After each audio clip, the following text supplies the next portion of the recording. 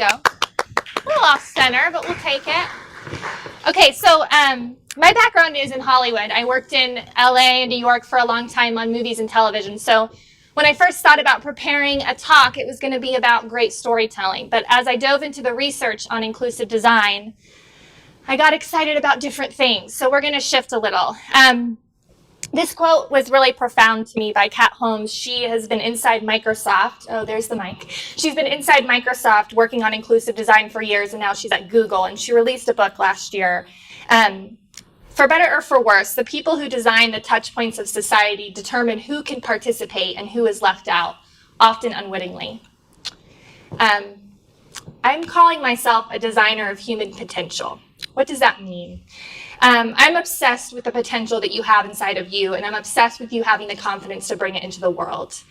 I studied under the first designer of human potential that I ever met in my life, my mother. I studied under her for 22 years. That's her with my two sisters and me. My mom was a psychologist, and she started in elementary schools working with young students. And then when I was 12, she got diagnosed with cancer. And so she brought her psychology business into our home. And my bedroom was in the front of the house where her office was. So oftentimes I would have to wait to go to my bedroom after school because she had clients in the house. And I remember observing my mother working with these individuals, families, couples, and how it changed her life to work with people that were opening up about themselves and becoming someone they never thought that they could be. But in addition to being a therapist, our house was also a place where people came to belong. My mom had this belief that anyone who didn't have somewhere to go should come to our house, sometimes for months.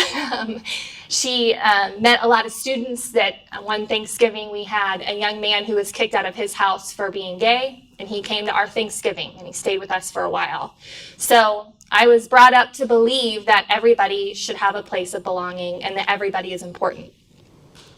At her funeral, when I was 22 and I was graduating college, I had a semester left, my mom passed away.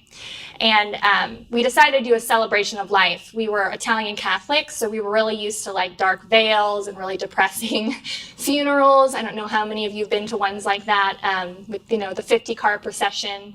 But that wasn't who my mom was, and that wasn't what her life represented. So we rented a conference room in our small town, and we had pictures of her all over and spanning her life, and hundreds of people came to pay their respects. And has anyone ever been the recipient of that experience? It's the funeral and you have to stand at the front, and one by one everybody comes up to share how sorry they are that this has happened to you.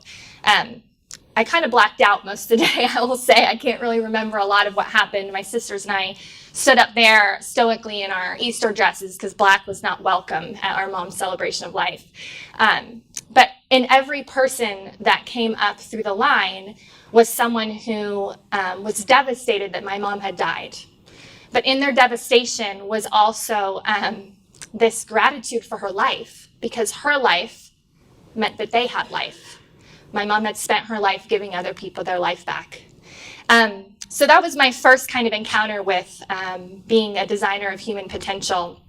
And I spent many years ignoring the calling of my obsession with how people feel and that they should have a great life. And I stayed in Hollywood for a long time until the voice was so loud I just couldn't stand it anymore. And so I went back to school and I became a professional coach, because I thought to carry on my mom's legacy of healing that I should not only focus on making people feel like they belong, but I should also help them design their futures, design what they want their life to look like. I wanted to take this to the next level.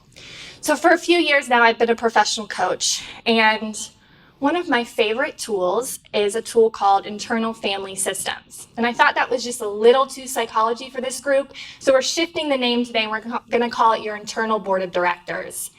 The idea of this tool is that there are many parts inside of us at all times.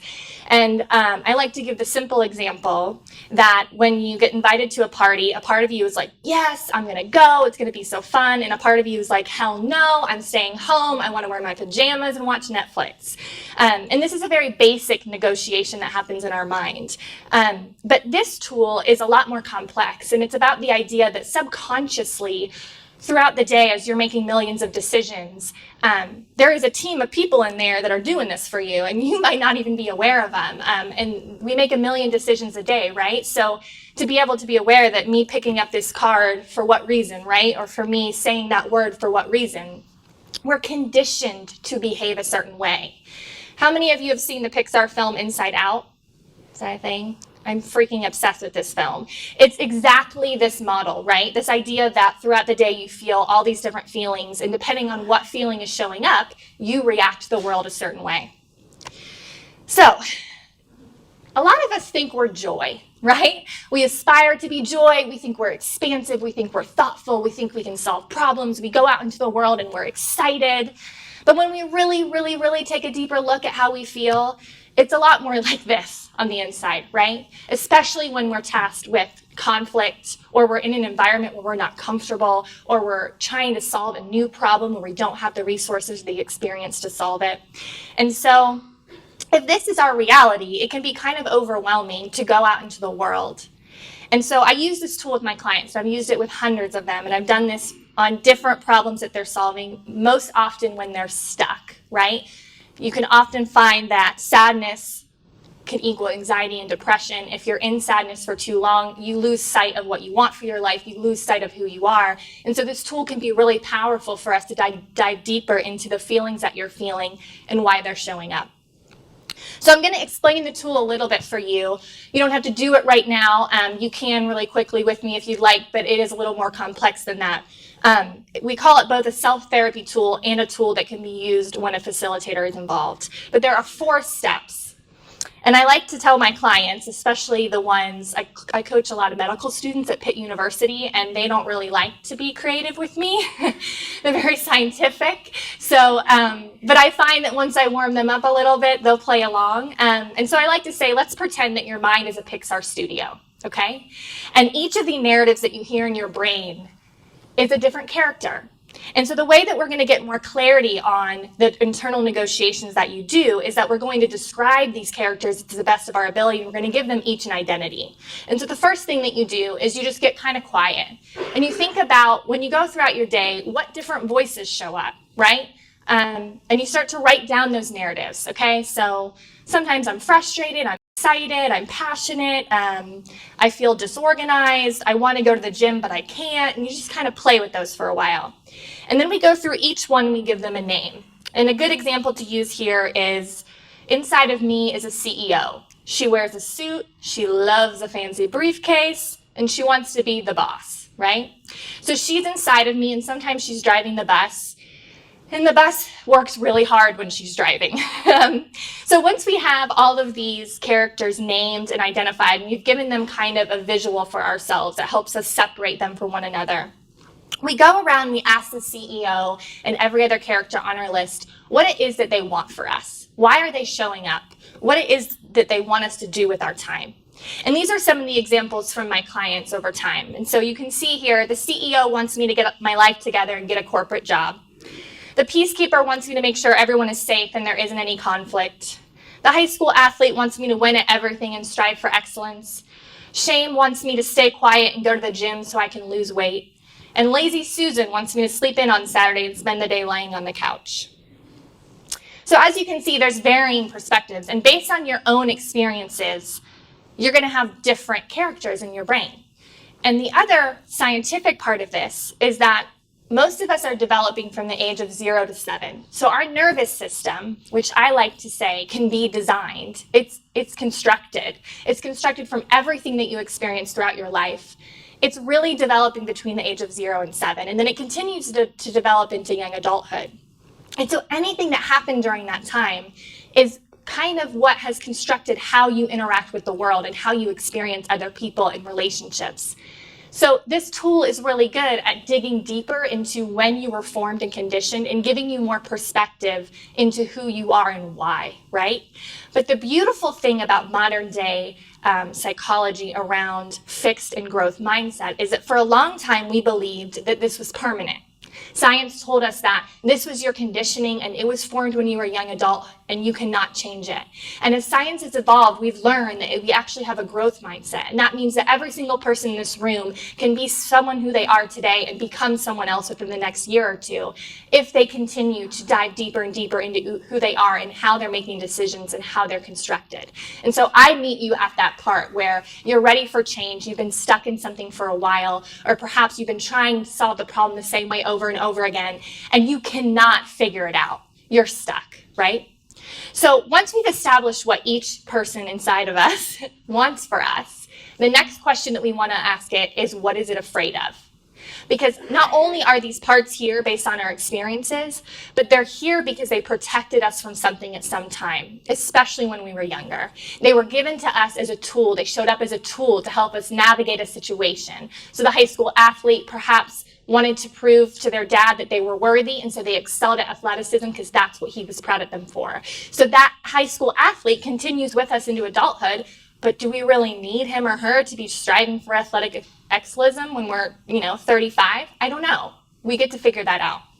So when we start to ask these parts, what are you afraid of and what are you protecting me from? These are some of the answers. The CEO is afraid that if we don't have a good job, no one will think we are worth anything. The peacekeeper is afraid that conflict will make everyone leave and we will be alone. Shame thinks we're too fat to be loved. High school athlete is afraid if we aren't excellent, we won't be accepted. And lazy Susan is afraid that if we go to the party, no one there will want to talk to us. Rejection, loneliness, exclusion, judgment, worthlessness, and being unlovable are the things that every single one of these people that I work with have in common. And if we look at all of those words and we think about them collectively, all of the different parts inside of us all fear the same thing, not belonging. It might show up different, but that's at the core of what everybody is afraid of, exclusion. We're all just looking to belong. And so when I was thinking about inclusion, and I was thinking about talking about inclusive design and inclusive workspaces and inclusive communities, belonging was at the epicenter of everything that I could feel. And when I thought about young Nick, who lived with us at Thanksgiving, and the way that I felt as a 14-year-old to have this kid come live with us for months because no one else wanted him at their Thanksgiving, and his own family had kicked him out of his house, it broke my heart. And so when I think about the human experience and how all of us are looking for connection and belonging, and I think about the topic of inclusivity, I want you to imagine that the worst feeling you've ever had when you didn't belong, that time you weren't chosen, the time you weren't invited, the time that you were left out, everybody feels that. And when we create systems and environments that are exclusive, we're causing that feeling in other people.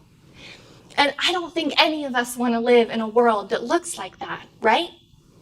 I'm going to give you an example. This is my dad. He's 70. This past Mother's Day, I took him to Bricks and we had some ice cream. If you haven't been there, it's delicious. When my mom died, so did my dad. The man that I had known for 22 years of my life turned into someone that I didn't recognize. The vice president of an organization, a man who had worked for governors, who had put food on our table, who had been the strength for my mom during 10 years of fighting cancer, he disappeared. And not only did he disappear, but he also kind of exited life. So he retired, he moved, he sold our house, all my mother's things. He moved to South Carolina and he told us he was just going to golf every day for the rest of his life, okay? This is a man with a PhD who managed 50 people at a time. This is what he chose for his last chapter.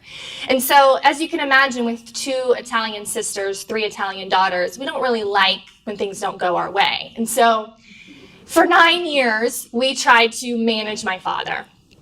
And one of the other things that my dad did when he retired is he gave up on technology. And he said, I hate technology, it's stupid, it doesn't work for me, my fingers are too big, the text is too small, I can't read it, I'm buying a flip phone.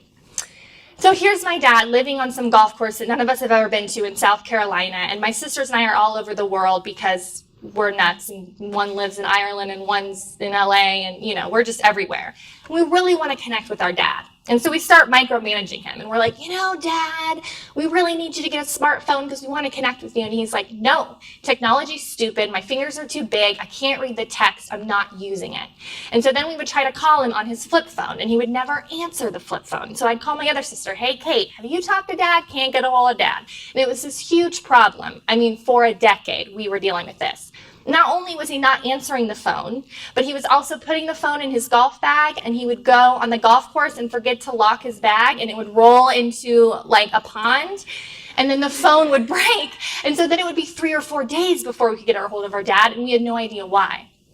And at one point, I mean, we know people everywhere. We would send the police to his apartment, and nothing would be wrong, but, we can't find our dad, and we've already lost our mom, so this is just not how we want to feel. And so for 9 years, I tried to control this situation. And the better I got at designing human potential, the more I learned that you cannot tell somebody to change. You cannot take someone's grief away from them. You cannot make them feel better. That is something that they have to do on their own. And so this past October, my sister had a baby. And my dad got his first granddaughter. Her name is Philomena. She's named after my grandmother. She's the best thing I've ever met in my whole life. And she came, and I saw the light in my father's eyes for the first time in 10 and a half years. And I thought, ooh, this is an opportunity. And so I looked around my house, and I called my sister, and I said, listen, we've bought Dad so many pieces of technology. He breaks them all, or he loses them, or he says that they're too stupid. But I have an iPad mini in my house, and I never use it. And so for Christmas, I'm just going to take a gamble. I'm going to wrap that baby up. I'm going to give it to my dad, and I'm going to be like, the text is bigger. The buttons are bigger. I swear you can use it. So I wrap it up, and I give it to him at Christmas. And he opens it up, and he goes, what's this? And I go, Dad, it's an iPad. And he's like, for what? And I'm like, to video call Philomena. And he's like, oh, that's interesting. And so 4 months go by because he can't set it up himself. And I finally get to his house, and we set up the Wi-Fi, and we're playing around, and I'm showing it how it sits and how you call people. And he's a little familiar because he Skypes my sister over in Europe. And I send messages to everyone in our family. I'm like, hi, this is Frank's iPad. Please message or call me anytime, and I will be available. And so his brother gets the message, and he FaceTimes us really quickly. And there's my dad video chatting with his brother like it's 1980 and the technology was just invented. And they're both laughing, and my dad's face, again, is lit up, and it's just the life that I haven't seen in him for 10 years. And so my dad takes the iPad home, and I say, Dad, I have directions for you. I want you to put the iPad right next to your chair where you watch TV for like 9 hours a day, so that anytime I want to call you, you'll see it ring and you won't miss a video from me, and you also won't miss any videos from Philomena. So he puts the iPad there. I got him the long cord. He plugs it in. It's fully charged. Every day when I'm finishing my dinner, my father FaceTimes me. And every single night, my father and I talk for 30 minutes, and we laugh, and we connect, and we reminisce, and we plan. And in all of this, I realized that when my dad was saying to us, I don't know how to use technology, I hate it, it's stupid, my fingers are too big, and the text is too small. What he was saying is, I don't know who I am since your mother died. I don't know how to connect. I don't know how to be with you. I'm afraid. And by coming to my father where he was, instead of trying to force something on him, but getting curious about him and finding a way for him to see opportunity and the opportunity I wanted for him, he met me halfway. And this is me and my dad. And he's really bad at it because most of the time it's like just on his chin and I can't see him. And I'm like, Dad, put the effing iPad on your face. But we're working on it, right? And here's what I've realized by working with hundreds of clients and, trying to design the potential of my father, is that change happens when our desire for growth is greater than our fear. And fear tells us that if we raise our hand and if we use our voice and people don't agree, we'll be rejected. And fear tells us that if we give up any of our power to make room for someone else, we have the potential to lose our place in the system. But as we saw with Lorenzo earlier and throughout all the talks today about exclusion and inclusion, is that the systems are broken. When I worked in Hollywood, the system was broken for women.